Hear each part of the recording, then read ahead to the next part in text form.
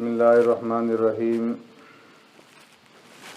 وعن أبي هريرة رضي الله تعالى عنه قال قال رسول الله صلى الله عليه وسلم لا يفرق مؤمن مؤمنة إن كره منها خلقا رضي منها آخر رواه مسلم او كما قال عليه الصلاة والسلام صدق رسول الله صلی اللہ علیہ وسلم. حضرت ابو ہریرہ رضی اللہ تعالی عنہ روایت فرماتے ہیں، آقا نامدار سرور کائنات رحمت دو عالم صلی اللہ علیہ وسلم نے ارشاد فرمایا، کوئی مومن مرد مومنہ بیوی کے ساتھ ناراضگی نہ کرے، ان کریا منہا خلقاً، اگر اس کی کوئی ایک عادت کوئی ایک خصلت اسے ناپسند ہو، رضی منہا آخر، تو کوئی دوسری خصلت کوئی دوسری عادت ایسی بھی ہوگی جو اسے پسند ہوگی. اس حدیث مبارکہ میں پیارے پیغمبر صلی اللہ علیہ وسلم نے فرمایا کہ کوئی مومن مرد جو ہے وہ اپنی بیوی کے ساتھ اس بات کے اوپر رنج اور غم نہ کرے کہ اس کی کوئی خصلت جو ہے وہ اسے پسند نہیں ہے. قرآن کریم کے اندر اللہ تبارک و تعالیٰ نے حکم دیا ہے وعاشروہن بالمعروف، کہ تم اپنے گھر والوں کے ساتھ بھلائی کے ساتھ اچھے طریقے کے ساتھ زندگی گزارو. تو قرآن کریم میں اللہ نے اچھی زندگی گزارنے کا حکم دیا ہے کہ تمہاری جو زندگی گزرے وہ اخلاق والی زندگی ہو اور تحمل اور برداشت والی زندگی ہو اور ایثار اور جذبے کے ساتھ تم ایک دوسرے کو برداشت کرو اور اس کے ساتھ اپنی زندگی گزارو. فَإِن كَرِهْتُمُوهُنَّ، فرمایا کہ اگر تمہیں وہ ناپسند ہے، فَعَسَىٰ أَن تَكْرَهُوا شَيْئًا وَيَجْعَلَ اللَّهُ فِيهِ خَيْرًا كَثِيرًا. تو کوئی بھی انسان اس دنیا کے اندر کامل نہیں ہے، ہر ایک انسان کے اندر کوئی نہ کوئی کمی کوئی نہ کوئی کمزوری موجود ہے، چاہے مرد ہے چاہے عورت ہے. تو عورت بھی انسان ہے اور اس کے اندر بھی خامیاں ہوں گی، اس کے اندر بھی کمزوریاں ہوں گی. تو اس سے فرمایا کہ فَعَسَىٰ أَن تَكْرَهُوا شَيْئًا، اس کی اخلاق میں سے، اس کی شکل و صورت میں سے، اس کی عادات میں سے، اس کے سلیقے میں سے، اس کے ہنر میں سے اگر کوئی چیز تمہیں پسند نہیں ہے، اس کے اندر کوئی کمی ہے اور تم اسے اچھا نہیں سمجھتے، وَيَجْعَلَ اللَّهُ فِيهِ خَيْرًا كَثِيرًا، تو اس ایک کمی کو چھوڑو، یہ سوچو کہ اللہ رب العزت نے اس کے اندر اور بھی بہت ساری خوبیاں اور بہت ساری خیر جو ہیں وہ رکھی ہیں جن تک تمہاری نظر اور تمہاری نگاہ جو ہے وہ نہیں پہنچتی.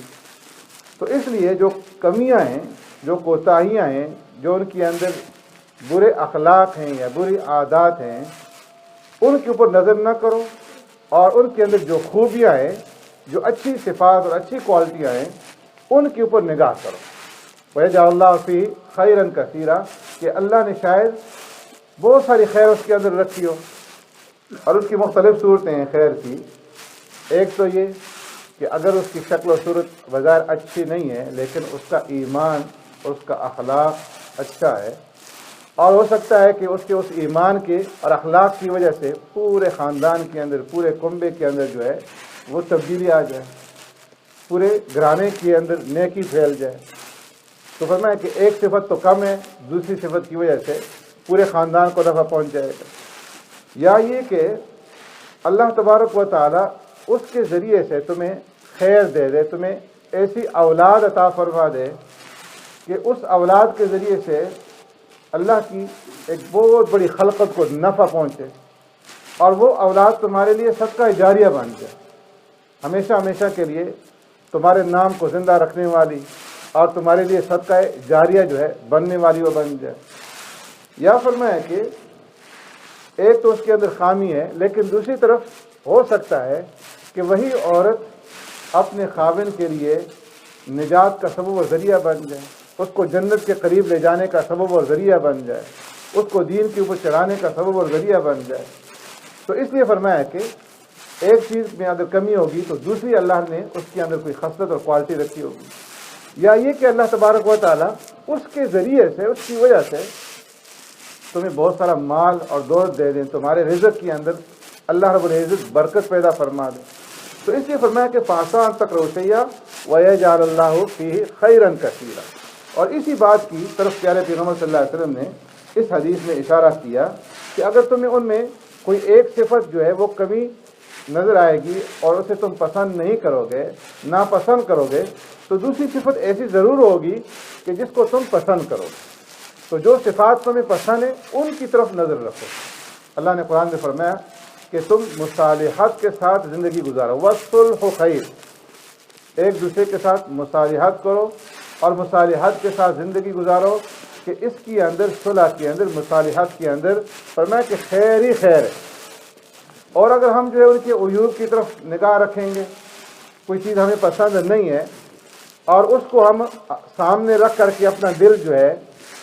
وہ گندا کر لیں گے، اس کی طرف سے نگاہ پھیر لیں گے، اس کے ساتھ تعلقات بگاڑ لیں گے، تو فرمایا کہ پھر ایسی صورت کے اندر تمہاری جو گھریلو زندگی ہے وہ کبھی بھی خوشگوار نہیں گزر سکتی۔ تو اس لیے اگر ان کے اندر خامیاں نظر آئیں تو ان کو یہ سمجھ کر کے کہ یہ اللہ کی بندی ہے، اس نے اپنی جوانی، اپنا خاندان، اپنا سب کچھ میری خاطر قربان کیا، اور بہت ساری اس کے اندر جو ہے اعلیٰ صفات بھی ہیں، تو مجھے ان صفات کی طرف جو ہے نظر رکھنی چاہیے۔ اگر اس سے غلطی ہو جائے اس سے درگزر کرو، اس کو معاف کرو، اور خاوند سے اگر غلطی ہو جائے تو عورت کا یہ کام ہے کہ اس کو معاف کرے، اس سے درگزر کرے۔ اور فرمایا کہ جب انسان غیروں کو معاف کر دیتا ہے، دوسروں کو معاف کرتا ہے، تو پھر جو اپنے ہیں، جن کے ساتھ تعلق ہے، جو سب سے زیادہ قریبی ہے، ان کو کیوں نہ معاف کرے۔ اس لیے فرمایا کہ اگر گھر والوں سے کوئی غلطی ہو جائے، مثلا کھانے میں نمک جو ہے وہ کم ہو گیا، زیادہ ہو گیا، بعض لوگ جو ہے اسی کی وجہ سے مار پٹائی شروع کر دیتے ہیں، بعض جو ہے بچے اگر تیار نہیں ہیں اس کی وجہ سے، کپڑے تیار نہیں ہیں اس کی وجہ سے، چھوٹی چھوٹی باتوں کی وجہ سے جو ہے گھر کا ماحول جو ہے وہ خراب کر دیتے ہیں۔ اس لیے فرمایا کہ اللہ رب العزت نے مرد کو حاکم بنایا، الرجال قوامون علی النساء بما فضل اللہ بعضهم علی بعض۔ اللہ نے مردوں کو حاکم بنایا عورتوں کے اوپر، اور یہ اللہ کی مرضی ہے کہ جسے چاہے جس کے اوپر فضیلت دے دے، بعض کو حاکم بنا دے، بعض کو محکوم بنا دے۔ تو اللہ نے تمہیں حاکم بنایا ہے، عورت کو محکوم بنایا ہے، لیکن اس کے ساتھ ساتھ حاکم اور محکوم کے رشتے کے ساتھ ساتھ تمہارا راز اور نیاز کا، ناز اور نخرے کا رشتہ بھی ہے، محب اور محبوب کا رشتہ بھی ہے۔ تو اس لیے صرف حاکمیت مت جتلاؤ، بلکہ اس کے ساتھ محبت کو جو ہے اس کا بھی اظہار کرو۔ اور اگر فرمایا کہ تم قادر ہو اس بات کے اوپر کہ اس کو سزا دے دو اور اس کو ڈانٹ ڈپٹ کرو، لیکن اس کے باوجود اگر تم اس کی ڈانٹ ڈپٹ نہیں کرتے، اس کی غلطی کے اوپر اس کو نرمی کے ساتھ سمجھا دیتے ہو، تو اس سے اس کے دل کے اندر اور زیادہ تمہاری جو ہے وقت پیدا ہوگی۔ فرمایا کہ فالصالحات قانتات حافظات للغیب بما حفظ اللہ، وہ عورتیں کہ جو نیک ہیں، صالحات ہیں، قانتات ہیں، تھوڑے کے اوپر جتنا خاوند کے پاس ہے اس کے اوپر قناعت کرنے والی ہیں، اس کے ساتھ ہر حال میں راضی اور خوش رہنے والی ہیں،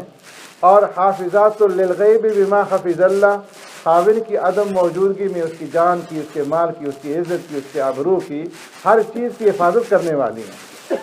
فرمایا پیارے پیغمبر صلی اللہ علیہ وسلم نے خطبہ حجۃ الوداع کے اندر کہ اے مسلمانوں، کچھ حقوق تمہارے ہیں عورتوں کے اوپر، اور کچھ عورتوں کے حقوق ہیں تمہارے اوپر۔ عورتوں کا جو تمہارا جو حق ہے عورتوں کے اوپر وہ یہ ہے کہ وہ تمہاری عدم موجودگی میں اپنی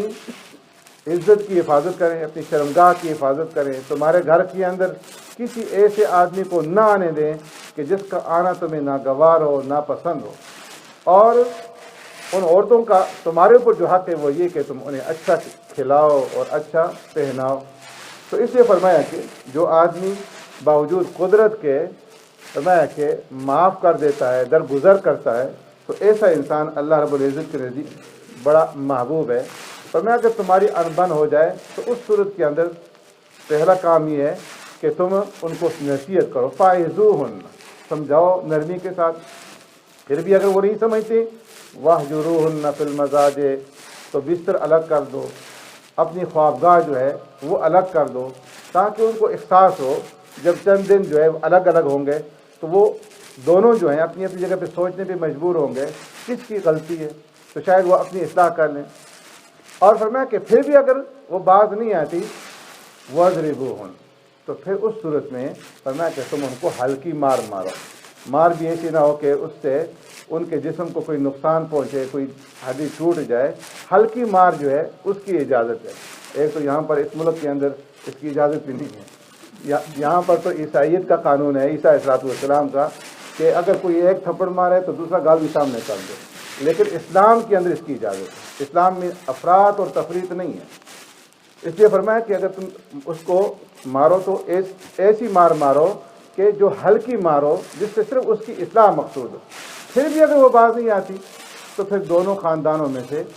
جو صلح خیر قسم کے لوگ ہوں ان کو جو ہے رابطہ کرو اور دونوں کو بٹھا کر کے وہ سمجھائیں. تو فرمایا کہ اگر وہ اصلاح چاہیں گے تو اللہ رب العزت جو ہے ان کے اندر اصلاح کر دیں گے. ایک بزرگ کا واقعہ لکھا ہے کہ مرنے کے بعد کسی نے ان کو دیکھا خواب میں کہ وہ بہترین باغات کے اندر جو ہے وہ پھر رہے ہیں، جنت کے باغات کے اندر بڑے بڑے باغات ہیں. پوچھا کہ اللہ نے آپ کو یہ مرتبہ کس وجہ سے دیا؟ تو فرمایا کہ ایک مرتبہ میری بیوی نے کھچڑی پکائی اور اس کے اندر نمک بہت زیادہ ہو گئی، تو میں نے خاموشی اختیار کر لی کہ یہ اللہ کی بندی ہے، اس سے نمک زیادہ ہو گیا اور یہ اللہ کی نعمت ہے. اس کو میں نے اللہ کی نعمت سمجھ کر کے سر نیچے کر کے کھا لیا. تو اللہ نے فرمایا کہ تو نے میری نعمت کی قدردانی کی، اس لیے تو نعمت کا حقدار ہے کہ تجھے اور زیادہ نعمتیں جو ہیں وہ دی جائیں. تو اس لیے فرمایا کہ اگر کوئی ایسی چھوٹی موٹی بات ہو جاتی ہے تو صبر کر لے کہ اس سے بہت سارے کام اچھے بھی ہوتے ہیں، اور اگر غلطی ہو گئی تو انسان ہے، اس کو معاف کر دے گا، درگزر کرے گا. ایک تو اللہ کے ہاں اس کا مرتبہ بلند ہوگا، اور دوسرا وہ عورت جو ہے وہ بھی سوچنے میں مجبور ہوگی کہ دیکھو مجھ سے غلطی ہو گئی اور اس نے جو ہے درگزر سے کام لیا. تو اس طرح فرمایا کہ گھریلو جو زندگی ہے وہ اس کے اندر اضافہ ہوگا پیار اور محبت کے اندر. اللہ رب العزت ہمیں عمل کرنے کی توفیق عطا فرمائے. اللهم ربنا آتنا في الدنيا حسنة وفي الآخرة حسنة وقنا عذاب النار وقنا عذاب القبر وقنا عذاب الحشر وقنا عذاب الدين وقنا عذاب الميزان. اللهم إنا نعوذ بك من عذاب جهنم ونعوذ بك من عذاب القبر ونعوذ بك من فتنة المسيح الدجال ونعوذ بك من فتنة المحيا والممات. اللهم لا مانع لما أعطيت ولا معطي لما منعت ولا ينفع ذا الجد منك الجد. سبحان ربك رب العزة عما يصفون وسلام على المرسلين والحمد لله رب العالمين برحمتك يا رحمن.